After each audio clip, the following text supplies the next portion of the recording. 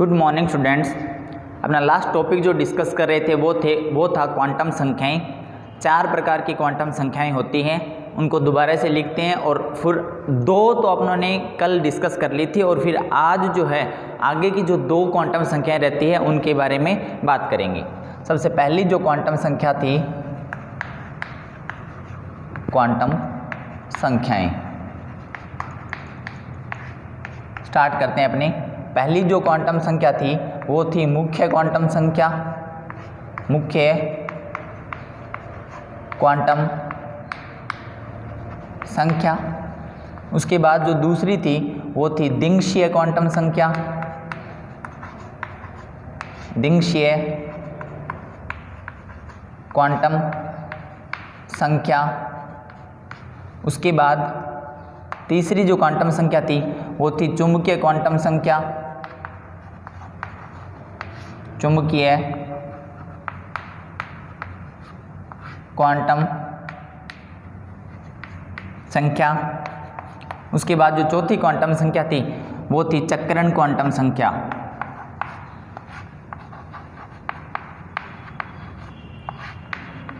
चक्रण क्वांटम संख्या। कल लास्ट लेक्चर में अपने मुख्य क्वांटम संख्या और दिंगशीय क्वांटम संख्या तो डिस्कस कर ली थी। मुख्य क्वांटम संख्या को n से दर्शाते हैं, चुंबकीय क्वांटम संख्या को l से दर्शाते हैं और दिंगशीय क्वांटम संख्या को l से दर्शाते हैं और चुंबकीय क्वांटम संख्या को m l से दर्शाते हैं और चक्रण क्वांटम संख्या को m s या s से दर्शाते हैं। तो अब अपने स्टार्ट करेंगे आज चुंबकीय क्वांटम संख्या। इससे पहले एक बार अपने जो मान लिखे थे किसके, मुख्य क्वांटम संख्या और दिंगशीय क्वांटम संख्या, उसको नोट करते हैं फिर से अपने कि अगर मुख्य क्वांटम संख्या को n से दर्शाते हैं और इसका मान कहाँ से स्टार्ट होता है, 1 से स्टार्ट होता है। मुख्य क्वांटम संख्या होती है वो कभी भी 0 नहीं हो सकती।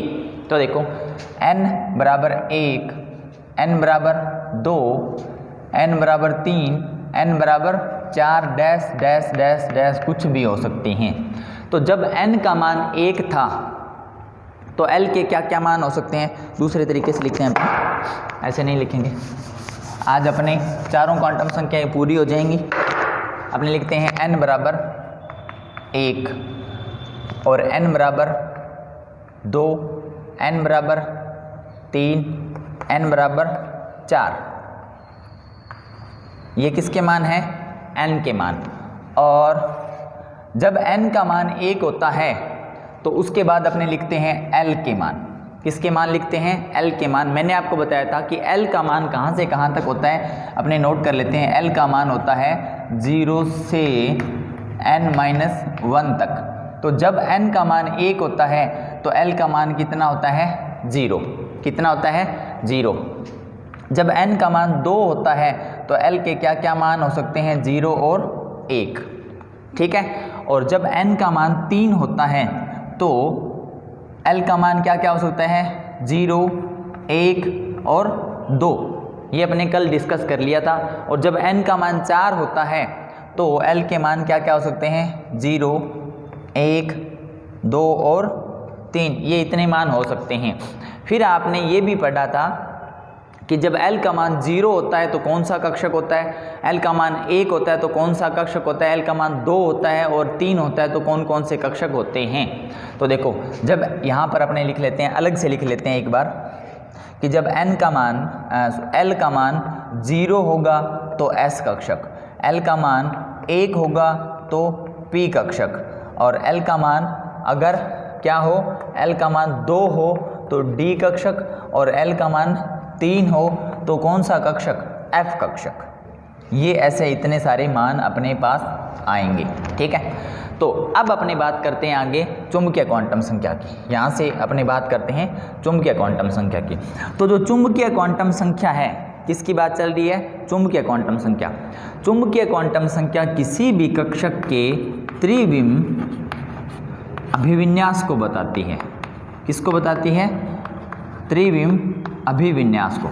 त्रिविम अभिविन्यास का मतलब ये होता है कि जो कोई भी कक्षक है वो उसकी 3D स्ट्रक्चर कैसी है उसके बारे में बताएगी। कौन बताएगी? चुंबकीय क्वांटम संख्या। अब देखो इसका मान क्या होता है। एम एल का जो मान होता है, किसका मान, एम एल का जो मान होता है वो होता है -L से +L तक। कहाँ से कहाँ तक होता है, -L से लेकर +L तक, ये इसका मान होता है, ये ध्यान रखना है। तो देखो ये सारी जो क्वांटम संख्या वो एक दूसरे से जुड़ी हुई है। जब अपने को चुंबकीय मुख्य क्वांटम संख्या पढ़ेंगे और उसके बाद क्या होगा कि अपने दिंगक्षय क्वांटम संख्या पढ़ेंगे, क्योंकि दिंगक्षय क्वांटम संख्या पढ़ने से पहले अपने को कौन सी आनी चाहिए, मुख्य क्वांटम संख्या अपने को पता होना चाहिए।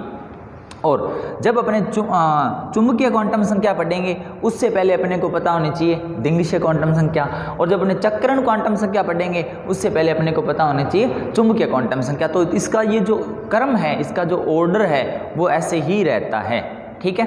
तो देखो -L से कहाँ तक जाता है, ये +L तक, किसका मान, ml का। ml क्या होता है, चुंबकीय क्वांटम संख्या, ओके। अब अपने इसके मान लिखते हैं, यहाँ पर ये टेबल बनाएंगे, इससे ही पता चलेगा अपने को। यहाँ पर अपने मान लिखते हैं किसके, ml के, और ml क्या होता है, -L से लेकर +L तक। ml क्या होता है, -L से लेकर +L तक होता है इसका मान। तो देखो ये L का मान कितना है, 0, ये L के मान है। यहाँ से अपने किसका आगे वाला स्टेप निकालेंगे, किसका मान, ml का। ml क्या है, चुंबकीय क्वांटम संख्या। तो जब इसका मान 0 होता है तो -0 से लेकर +0 तक, तो 0 का तो कोई मतलब नहीं बनता, माइनस लगाओ चाहे प्लस लगाओ, तो ml का मान भी क्या होगा, 0 ही होगा।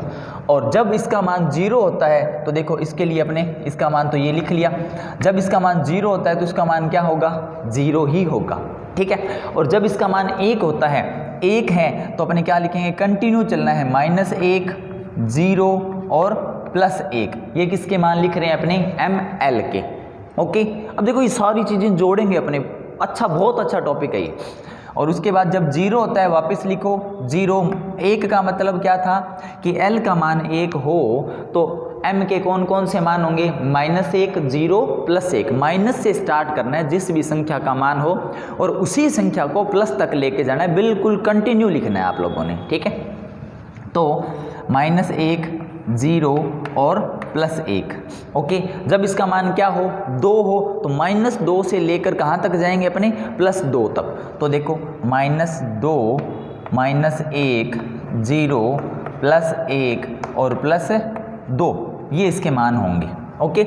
और इसके लिए भी लिखेंगे, जब इसका मान क्या हो, 0 तो 0 लिखेंगे, -1 हो तो -1 हो, L का मान तो -1, 0, +1, 2 हो तो -2, -1, 0, +1 और +2, इतने सारे मान जब 3 आ जाएंगे तो अपने कहाँ तक पहुँचा देंगे, -3 से लेके कहाँ तक लेके जाना है इसको, +3 तक। नोट करो, -3, -1 सॉरी -2, -1, 0, +1, +2 और +3, ये इतने सारे मान बनते हैं, ठीक है। अच्छा, ये जो होता है इसको अपने थोड़ा सा अलग पढ़ेंगे। अब देखो हुआ क्या, अब आपको ये पता है कि भाई यहाँ पर अपने बात करते हैं कि L का मान जब 0 होता है तो कौन सा कक्षक होता है, S कक्षक। L का मान 0 होता है तो कौन सा कक्षक होता है, S कक्षक। यहाँ पे अपने नोट कर लेते हैं, ये S होता है, ये भी S होता है, और ये क्या होता है, P होता है। ये 0 होता है तो S, 1 होता है तो P, साथ में नोट कर लेंगे समझने के लिए। और जब 2 होता है तो D, ये देखो नोट किया हुआ है। जब L का मान कितना हो, 2 होता है तो कौन सा कक्षक होगा, D कक्षक। और जब 0 होता है तो S कक्षक, 1 होता है तो P कक्षक, 2 होता है तो D कक्षक, और 3 होता है तो F कक्षक होता है। कौन सा होता है, F कक्षक होता है। तो अब आपको पता है, आपने ये पढ़ा हुआ है, क्या पढ़ा हुआ है कि भाई जो S जो होता है उसका एक ही भाग होता है, और वो कौन सा होता है, S। जो P कक्षक होता है उसके 3 भाग बटे होते हैं, और वो कौन कौन से होते हैं, PX, PY और PZ। और आपको ये भी पता है कि जो D होता है उसके 5 भाग होते हैं, कौन कौन से होते हैं, आपको आने चाहिए, DXY, DYZ, DXZ, DX2Y2 और DZ2, ये 5 भाग होते हैं। और F जो होता है उसके कितने भाग होते हैं? 7 भाग होते हैं। और वो कौन से होते हैं? वो है नहीं। ठीक है, तो अब देखो, आ जाओ वापस टॉपिक पे आओ। S जो है, जब n का मान 2 होगा तो ये l के मान है 0 और 1। जब 0 होता है l का मान तो कौन सा कक्षक होता है? S के कितने भाग होते हैं? 1। जब 1 हो किसका मान? l का, तो m के कौन कौन से मान होंगे? -1, 0 और +1। अब ये जो मान है ना, ये देखो किसके हैं? कौन सा कक्षक है? P के कितने भाग होते हैं? Px, Py और Pz। तो अपने यहाँ पे लिख सकते हैं -1 होता है वो Px होता है, 0 होता है वो Py होता है, और ये क्या होता है? Pz। अब आपको ये पता चल गया होगा कि ये जो m के मान है वो किसको बताते हैं? किसी भी जो कोश होता है उसका त्रिविम अभिविन्यास। इसको मैं अभी स्पष्ट करूँगा आगे। ठीक है, एक बार नोट करो। S जो होता है 0 है, ये किसका मान है? S का। ये अपनों ने यहाँ पे लिख लिया Px, Py और Pz, इसको इकट्ठा रखो। -2, इसमें देखो D जो है कितने भागों में बटा होता है? 5 भागों में। कौन कौन से 5 भाग? तो देखो D के कितने भाग होते हैं? 5 भाग। कौन कौन से? x, y, y, z, dx, z, dx2, y2 और dz2। तो ये भी कितने मान है? 1, 2, 3, 4 और 5। मतलब ये जो मान है ये किस किस के हैं? यहाँ पर अगर अपने नोट करें तो dxy का, dyz का, dxz का, dx2y2 का और dz2 का। तो ये देखो, ये इस प्रकार होते हैं। और उसके बाद अपने बात करते हैं, इसका अपने नोट कर लिया। जब क्या हो? l का मान 0 हो तो m का मान भी क्या होगा? 0। और जब l का मान 1 हो तो ml के मान क्या होंगे? -1, 0 और +1। उसके बाद जब किसका मान l का मान 2 हो तो ml के मान क्या होंगे? -2, -1, 0, +1, +2, इतने सारे मान होंगे। और जब l के मान 3 हो तो इसके मान क्या होंगे? -3, -2, -1, 0, +1, +2, +3। मतलब ये कितने हैं? इसको काउंट करो, 1, 2, 3, 4, 5, 6 और 7। कितने मान हैं? 7 मान हैं। और ये किसके हैं? f के। ये देखो, ये f है। तो f कितने भागों में बटा होता है? 7 भागों में बटा होता है। तो अपने इस प्रकार n का मान पता होगा तो किसका मान निकालेंगे? l का मान। जब l का मान पता होगा तो किसका मान निकालेंगे? ml का। ml का मान निकलते ही अपने क्या निकालेंगे? अपने को पता चल जाएगा ये कौन सा उपकोष है, कौन सा उपकोष है।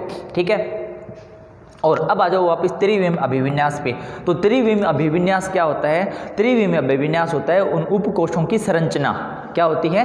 उपकोषों की संरचना। अब देखो संरचना कैसे, इनकी संरचनाएं बनाई थी अपनों ने जब स्टार्टिंग में ऑर्बिटल जो कक्षक वाला टॉपिक किया था उसमें अपनों ने क्या बनाई थी? इनकी संरचनाएं बनाई थी। तो Px की संरचना कैसी होती है? Py की कैसी होती है? Pz की कैसी होती है? तो ये किसने बताया? ये बताया अपनों ने ML ने। और ये क्या होता है? त्रिविम अभिविन्यास। अभिविन्यास का मतलब होता है कि कोई भी जो पदार्थ होता है वो पूरे ब्रह्मांड में किस प्रकार व्यवस्थित हैं और कौन कौन से अक्षों पर वो बना हुआ है। तो देखो इसका मान भी बताया अपनों ने।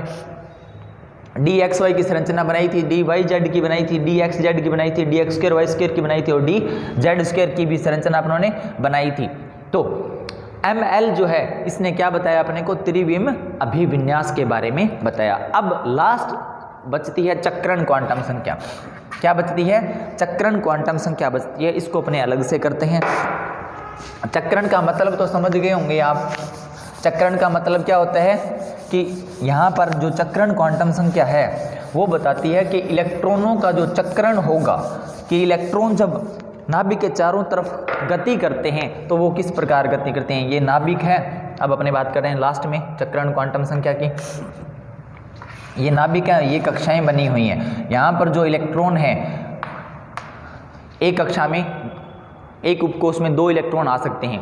तो ये कहता है कि ये जो इलेक्ट्रॉन है ये दोनों अपोजिट डायरेक्शन में गति करते हैं। अपोजिट डायरेक्शन का मतलब होगा कि दोनों विपरीत दिशाओं में गति करते हैं। जैसे ये इलेक्ट्रॉन है, ये अगर इधर गति कर रहा है तो ये इधर नहीं जाएगा। अगर इधर भी ये इलेक्ट्रॉन भी इधर डॉट डॉट बना रहा हूँ इधर भी जाएगा तो दोनों की गतियाँ क्या होगी?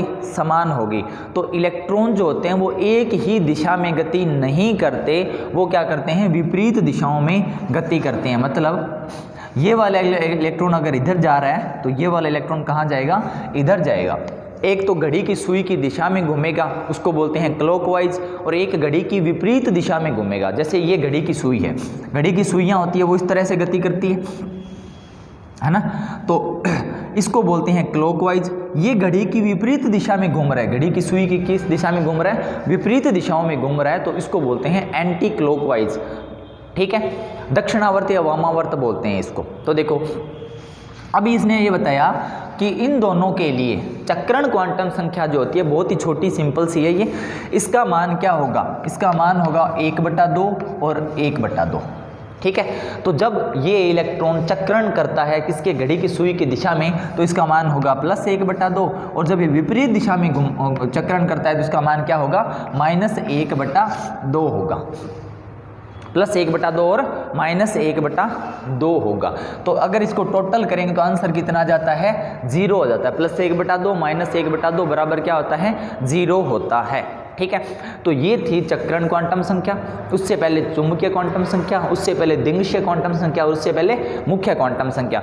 तो अब चक्रण क्वांटम संख्या में क्या था कि कोई भी जो एक कोश जो है उसमें 2 इलेक्ट्रॉन रहते हैं। कितने इलेक्ट्रॉन होते हैं, 2 इलेक्ट्रॉन होते हैं। दोनों का चक्रण विपरीत दिशा में होता है और दोनों का मान इतना इतना होता है। बस ये इतनी थी चक्रण क्वांटम संख्या। तो आज अपनों ने पढ़ा, क्या पढ़ा, चुंबकीय क्वांटम संख्या और चक्रण क्वांटम संख्या। पर ये पढ़ने से पहले अपने को ये दोनों क्वांटम संख्याएं भी आनी चाहिए। अब आज के लिए बस इतना ही। नेक्स्ट लेक्चर में अपने डिस्कस करेंगे कि इसके ये जो क्वांटम संख्याएं हैं इससे क्वेश्चन किस प्रकार आते हैं। उसके बाद अपने डिस्कस करेंगे कि क्वांटम संख्याओं के आधार पर जो परमाणु होता है उसका आकार कैसे बनता है। अभी आपको अपने सिर्फ ये परमाणु का आकार बता रहे हैं ना, ऐसा नहीं होता। ओरिजिनल परमाणु का आकार अपने नेक्स्ट लेक्चर में डिस्कस करेंगे। Thank you.